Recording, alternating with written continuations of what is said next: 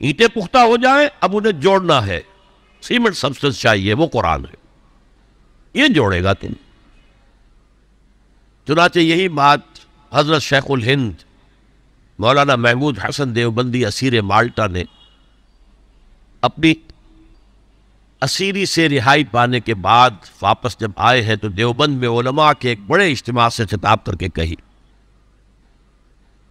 مولانا مفتی محمد شفیع رحمۃ اللہ علیہ وہ خود موجود تھے اس میں، بڑے بڑے علماء، مولانا حسین احمد مدنی رحمۃ اللہ علیہ، شبیر احمد عثمانی رحمۃ اللہ علیہ، مولانا اشرف علی تھانوی رحمۃ اللہ علیہ، مولانا انور شاہ کشمیری رحمۃ، بڑا مجمع. اور کہا حضرت شیخ الہند نے ہم نے تو اپنی اسیری کے 4 سالوں کے دوران جتنا غور کیا تو ہماری اس وقت کی امت کی زبوں حالی کے 2 سبب سامنے آئے. مولانا مفتی شفیع لکھتے ہیں ان کی کتاب وحدت امت کے نام سے، کہتے ہیں کہ پورا مجمع ہمہ تن گوش ہو گیا کہ یہ شیخ الشیوخ استاد العلماء عمر کے اس آخری درجے میں اس حد پر آ کر اب نیا سبق کون سا سیکھ کر آیا ہے. تاکہ ہمیں تو اس کے 2 سبب معلوم ہوئے، ایک ہمارا قرآن کو ترک کر دینا، لفظ نوٹ کیے، ترک کر دینا، اور دوسرا ہمارے آپس کے اختلافات.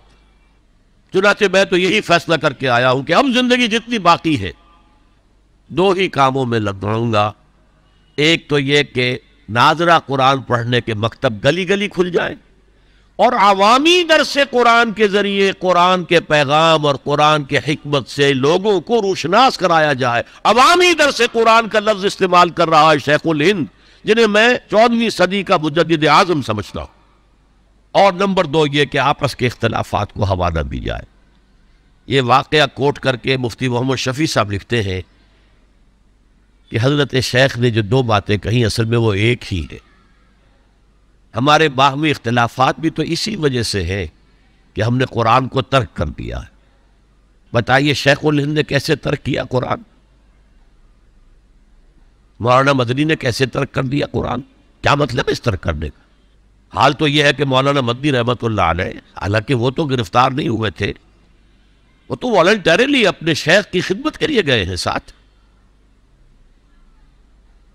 اور اس حد تک ان کی وفاداری اور ان کی خدمت گزاری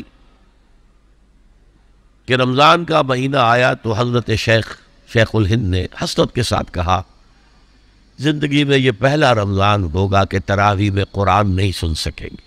اس لیے کہ نہ شیخ الہند حافظ تھے، نہ مولانا مدنی حافظ تھے، اور تیسرے ان کے ساتھ ایک اور تھے، ان کا میں نام بھول رہا ہوں، وہ سرحد کے پٹھانوں میں سے تھے، کوئی حافظ نہیں تھا. اب آپ غور کیجئے، استاد اور اپنے شیخ کی اس حسرت کو دور کرنے کے لیے مولانا مدنی روزانہ 1 پارہ حفظ کرتے تھے اور رات کو تراویح میں سناتے تھے، روزانہ 1 پارہ. اور یہ انہونی بات نہیں ہے، جب ساری زندگی قرآن ہی سے شغف رہا ہے تو وہ ہے تو صحیح ذہن میں، اب صرف ان کے لنکس ملانے ہیں آپس میں، اور کیا ہے. اصل میں قرآن کو ترک کرنے کا مطلب کیا ہے؟ وہ اصل میں ایک اور بہت بڑے عالم دین کی بات سنیے آپ، مولانا سید انور شاہ کشمیری رحمۃ اللہ علیہ، جو دیوبند سے آ کر آپ کے قریب میں ڈابھیل میں انہوں نے مدرسہ قائم کیا تھا.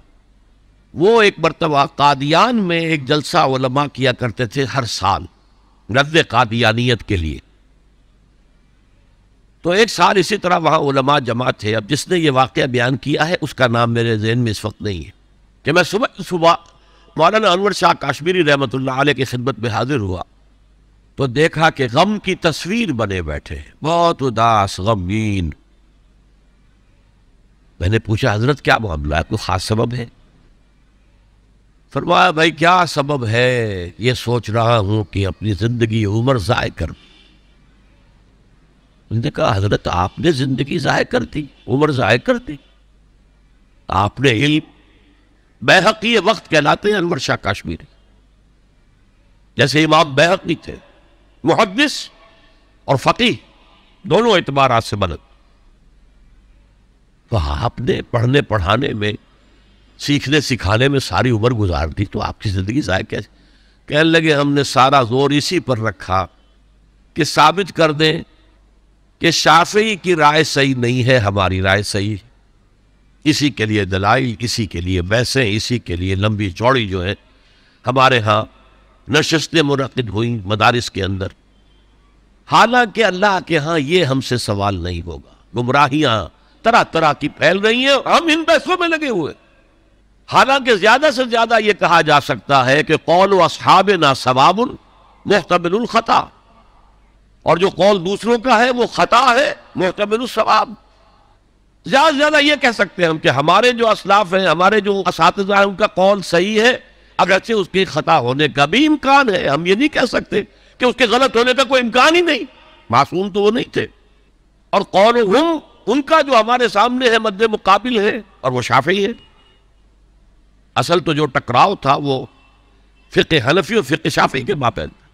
ہم صرف یہ کہہ سکتے ہیں کہ ان کا یہ قول خطا ہے، غلطی ہے، اگرچہ احتمال موجود ہے کہ وہی صحیح ہو. اس کے سوا تو ہم کچھ نہیں کہہ سکتے. اور ہم نے اپنی ساری زندگی اس کام میں لگا دی. لیکن میں کہہ نہیں سکتا اس پر کتنے رنج اور صدمے کا اظہار کروں کہ مجدد وقت شیخ الہند رحمۃ اللہ علیہ اور بیہقی وقت مولانا انور شاہ کاشمیری رحمۃ اللہ علیہ، ان کی ان باتوں کا کوئی اثر ان کے شاگردوں نے قبول نہیں کیا.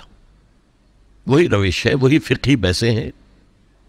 جب میں نے پاکستان میں تحریک خلافت کا آغاز کیا، کچھ احادیث بیان کی، اچھے علماء نے کہا کہ ڈاکٹر صاحب ہم نے تو یہ حدیثیں پہلی مرتبہ آپ سے سنی. یہ حدیثیں جو ہیں یہ ہیں کتاب الملاحم میں، اشراط الساعہ، علامات القیامہ، کتاب الفتن. اور حدیث کے ان ابواب پر تو پہنچتے پہنچتے ہم ایگزاسٹ ہو چکے ہوتے ہیں. ہماری ساری بحثیں جو ہے وہ ختم، اور وقت ختم ہو جاتا ہے ان فقہی بحثوں کے اندر. یہاں تک تو ہم پہنچتے ہی نہیں. بہرحال دوسرا نقطہ جیسا کہ میں نے عرض کیا، پہلا اینٹیں پکاؤ، مضبوط کرو. یا ایھا الذین آمنوا اتقوا اللہ حق تقاتہ ولا تموتن الا وانتم مسلمون. اور دوسرا ان کو جوڑنے کے لیے قرآن کو ایز اے سیمنٹ سبسٹنس استعمال کرو.